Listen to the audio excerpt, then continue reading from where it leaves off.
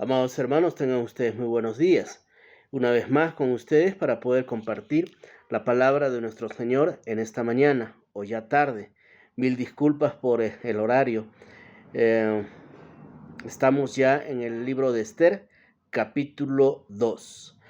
Habíamos visto anteriormente en el capítulo 1 y la introducción de lo que va a significar parte de la vida de Esther, cómo esta mujer es levantada, es empoderada y no sucumbe a sus principios, a sus valores como creyente, no declina su identidad como hija de Dios y cómo Dios la fortalece, la usa aún en medio de un entorno hostil, primeramente para las mujeres. Hemos visto por las características del rey Asuero, un personaje bastante machista, ostentoso, que le gustaba el protagonismo, que le gustaba el sentir el poder sobre las personas y tenía mucha influencia en los territorios que él tenía, que eran 127 provincias. Habíamos visto la ostensidad de su corazón, de su pensamiento, cuando él da de beber y comer por 6 meses y una semana más también para con su pueblo, y les hace beber en copas de oro, de plata, asientos de oro, la bebida de la realeza, es decir, el mejor vino a disposición. Hemos visto el derroche que él tenía por el mostrar su poder, su gloria y hacer ver que él era una persona importante.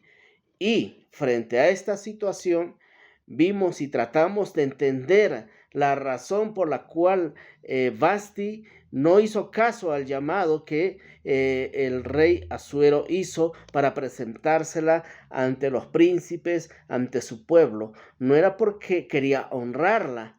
Hemos visto que era porque él quería sentirse bien en su amor propio, en su orgullo y ostentar de tener una mujer hermosa, bien vestida, con una corona, para que él sea para el beneplácito de él mismo, no porque amaba con un amor sincero a Vasti, sino más bajo una perspectiva de un objeto precioso que yo tengo, que es mío, y lo presento. Entonces vimos la negación de Vasti y cómo esto provocó la ira, la indignación no solamente de él, sino de su entorno principal, de consejeros, sacerdotes, y dijeron: Vasti no te ha ofendido a ti, sino ha ofendido a todo el reino y a todos los hombres de tu reino. Por lo tanto, hagamos un decreto para que Vasti no sea más reina y puedas tú buscar una mejor que ella, hermosa, bella, y pueda ser la sustituta, la próxima reina.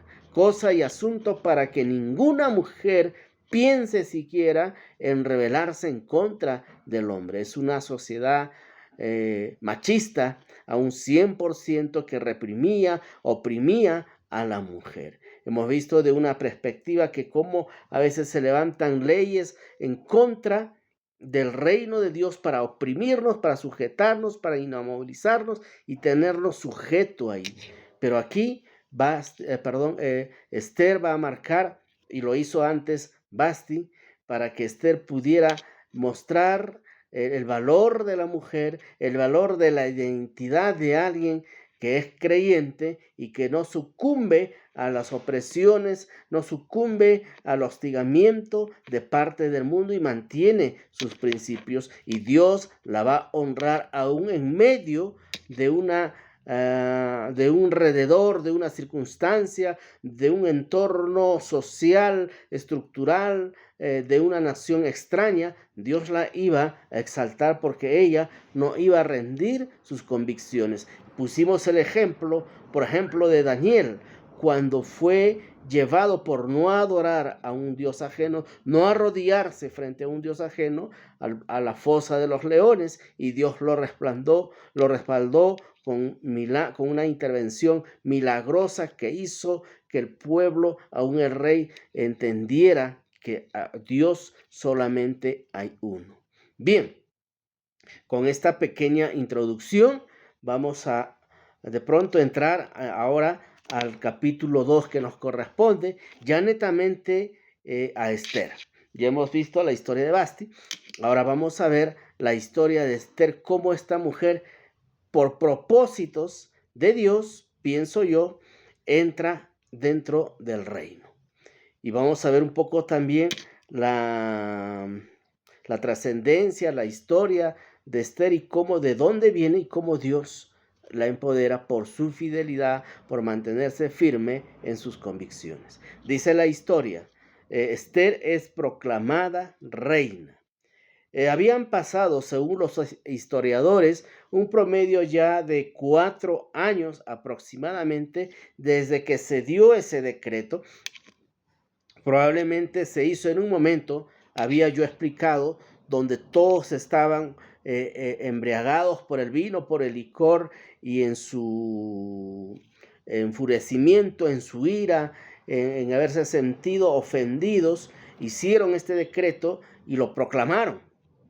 Pero había pasado ya 4 años y esto no se había establecido como tal. Entonces, dice la historia, voy a leer.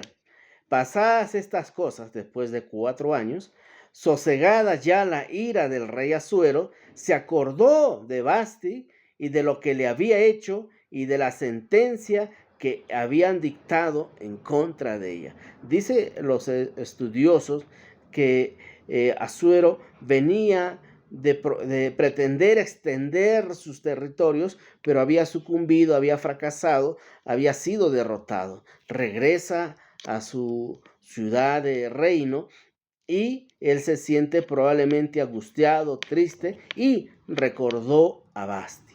Entonces, frente a esta situación que él de repente dijo, tal vez no debía haber hecho esto con Vasti, o de repente se sintió triste, solo en casa, y dijeron, por lo tanto, sus criados del rey. Versículo 2. Busquen para el rey jóvenes virgen de buen parecer. Hagamos efecto aquello que hemos dejado ya por casi 4 años y no se ha cumplido. Hagámoslo cumplir ahora. Vean al rey, está triste, viene de derrotas, de batallas donde ha fracasado, se siente solo en casa, entonces hay que animarlo, hay que él no se sienta triste.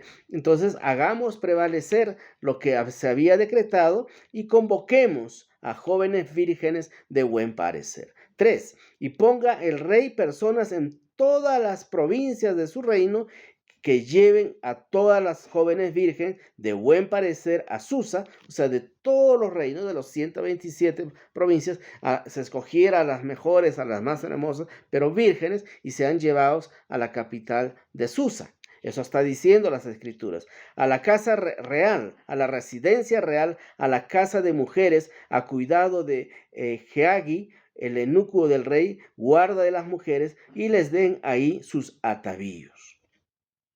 Había un lugar especial, yo no sé si esto era donde moraba Vasti anteriormente, yo creo que no, era un lugar donde se convocaban a mujeres bellas, muchas de ellas eran las concubinas del rey, y recibían ahí una especie de tratamiento de spa, vamos a decir, de cuidado de sus pieles, de sus uñas, de sus cabellos, los ungían con aceites especiales,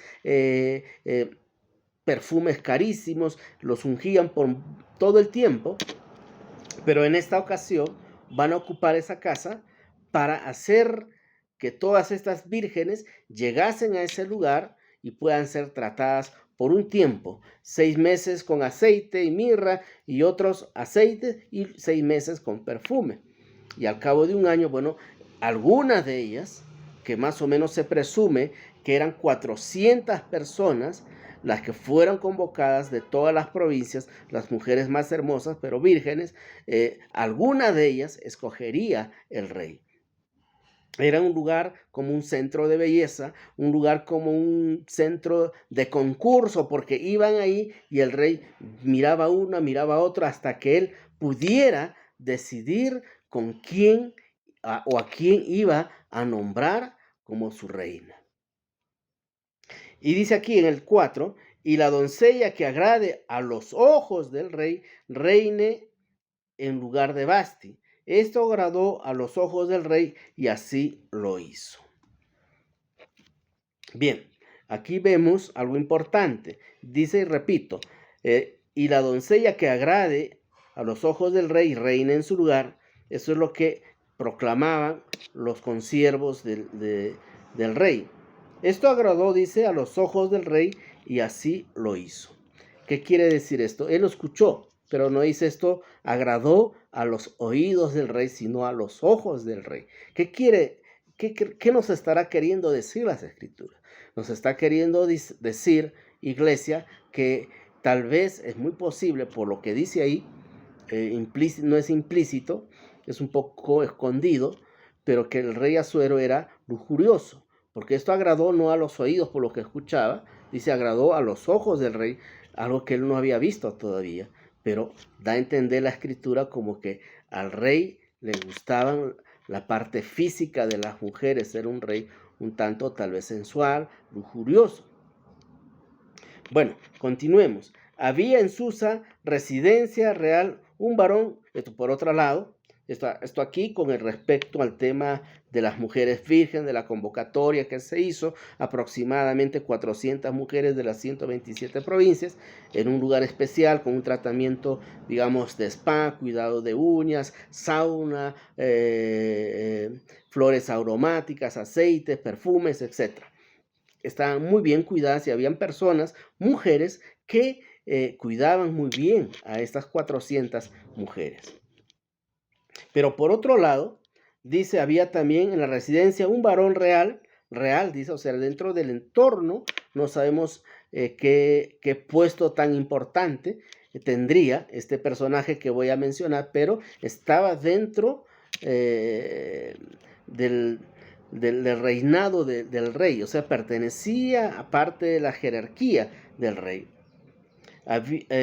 Había un varón judío cuyo nombre era Mardoqueo, hijo de Jair, hijo de Simei, hijo de Cis, del linaje o de la casa de Benjamín. O sea, un varón llamado Mardoqueo, que estaba dentro de la casa real, era de la casa de Benjamín, era judío, el cual había sido transportado de Jerusalén los cautivos, llevado con Jeconías, rey de Judá, a quien hizo transportar Nabucodonosor, rey de Babilonia. O sea, había sido traído a su nación. Eso dice la Biblia.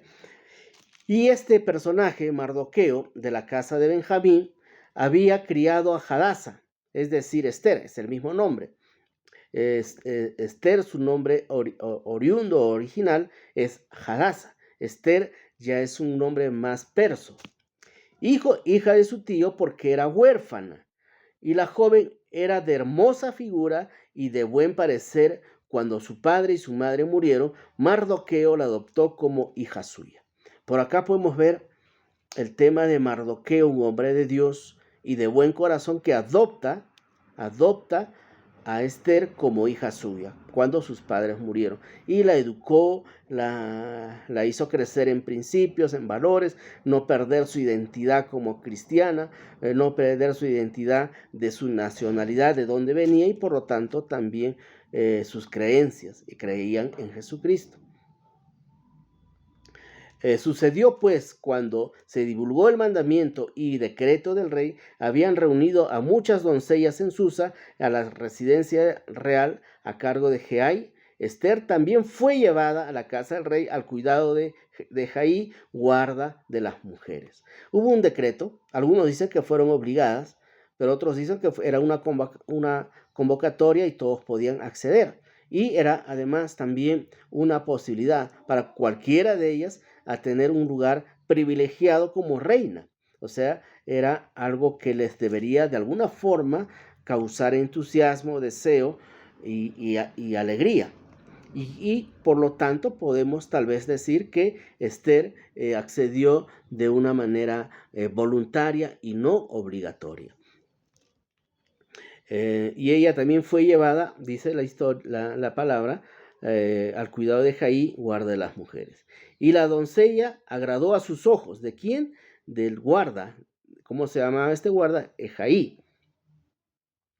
Halló gracia delante de él por lo que hizo darle prontamente atavíos y alimentos, y le dio también 7 doncellas especiales a la casa del rey, de la casa del rey, y la llevó con sus doncellas a lo mejor de la casa de las mujeres, un lugar especial con 7 mujeres que seguramente cada una de ellas tendrían alguna especialidad en cuanto al tema de belleza. Yo no sé si también habría ahí una especie de formación educativa, de comportamiento acerca de las mujeres. Es posible que así sea también, porque eso también se asumen hoy en estos tiempos cuando se hace un concurso de belleza. Y este era una especie de concurso de belleza, a quien agradase al rey. Y el rey elegiría de las 400 a una. Dice en el 10, Esther no declaró cuál era su pueblo ni su parentela, porque Mardoqueo, aquel que la había adoptado como hija, le había mandado que no declarase, porque su nacionalidad era judía. Y cada día, más adelante, dice, Mardoqueo se paseaba delante del patio de la casa de las mujeres para saber cómo le iba a Esther y cómo la trataban. Esto indica una vez más que Mardoqueo pertenecía en parte a la realeza, tenía algún oficio, algún cargo dentro de la casa real. Por eso es que le permitía ver y acercarse y preguntar por Esther cómo estaba. Y cuando llegaba el tiempo de que cada una de las doncellas para venir al rey Asuero, después de haber estado 12 meses, esto es lo que le decía al principio, eso lo dice la escritura, había estado 12 meses, conforme a la ley acerca de las mujeres, pues así se cumplía el tiempo de sus atavíos. Esto era 6 meses con óleo, mirra, y 6 meses con perfumes aromáticos y aceites de mujeres. Entonces, las doncellas venían así al rey, cada quien por elección, por gusto, por turno, todo el día, y se le daba todo lo que ella pedía para venir ataviada con ellos desde la casa de mujeres hasta la casa del rey. O sea, tenían privilegios de ordenar qué es lo que quería, tal vez vestido, tal vez alhaja, ordenaba estas personas, estas mujeres que hacían como una especie de función de concubinas, pero concursaban a ser la reina del rey.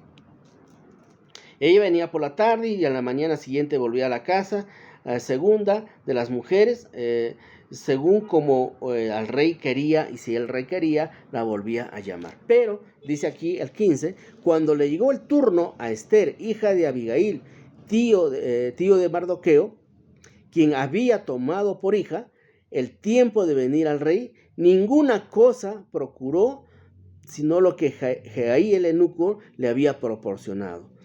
Y ganaba así el favor de todos los que la veían. Es decir, no era una mujer pretenciosa, no era una mujer exigente, no era una mujer que, aún teniendo el derecho, no solicitaba nada como las otras mujeres que estaban en ese tipo de concurso. Así fue, pues, Esther llevada al rey Asuero a su casa real en el mes 10, que es el mes de Tebet, en el año 7 de su reinado. Y el rey amó, dice la palabra en el 17, amó a Esther más que a todas las mujeres, y halló ella gracia y benevolencia delante de él más que todas las mujeres vírgenes, y puso la corona real en su cabeza y la hizo reina en lugar de Vasti. Su sencillez, su gracia, su sabiduría de Esther hizo que ganarse el corazón del rey, no solamente del rey, sino del entorno, y había ganado la gracia del eunuco que cuidaba la casa de Jaí.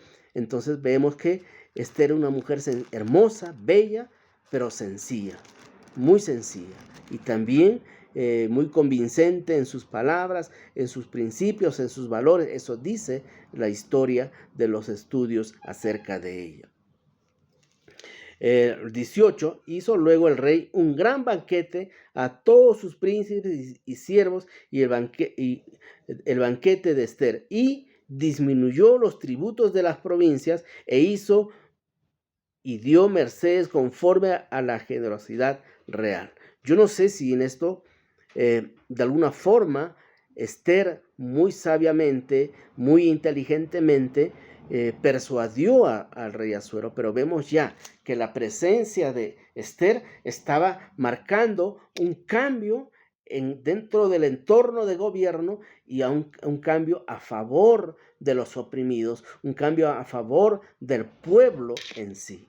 Entonces dice aquí, se disminuyó los tributos e hizo mercedes conforme a la generosidad del rey. Y hubo un gran banquete. Así empieza la historia de la reina ya Ester.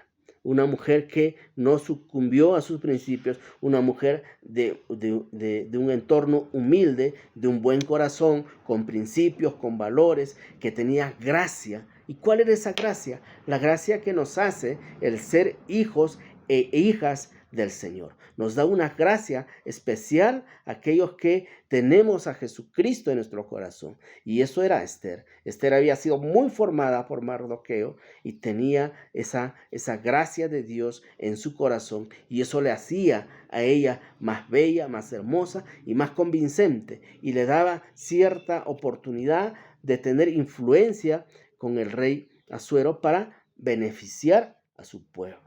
Entonces vemos por otro lado también que Mardoqueo sí era un hombre de Dios, un hombre que amaba y temía a Dios y había formado muy bien a Ester. Se habla también que Ester tendría un promedio de la edad entre 16 a 18 años, no más.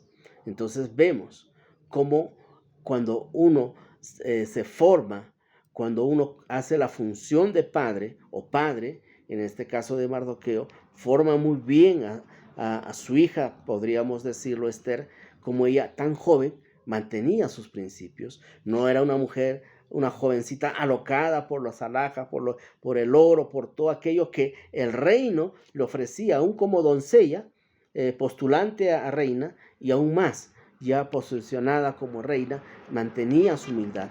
Dios puede, amada iglesia, si uno tiene la gracia de Dios, tiene la humildad en su corazón, mantiene los principios, los valores, mantiene la palabra en su corazón y nuestra relación genuina con Dios nos hace tener gracia, nos hace que las puertas se nos abran. No hay necesidad para ocupar un lugar especial, rendirse o sucumbirse o aliarse con Satanás o aliarse con el mundo. No, uno si mantiene firmemente sus convicciones en Cristo Jesús, Dios la puede empoderar, como hizo con Ester, en un lugar privilegiado, aún dentro, alrededor de un gobierno pagano, hostil, machista. Vamos a ver cómo va a brillar Ester, pero por la gracia y la misericordia de Dios, porque ella temía y amaba al Señor, aunque aquí Ester es cuestionado, el libro de Ester, por no mencionar a Dios, pero sí vemos los frutos de Dios en la vida de hombres y mujeres, en este caso de Ester, cómo ella va a brillar por su amor y por su temor a Dios. Que el Señor les bendiga.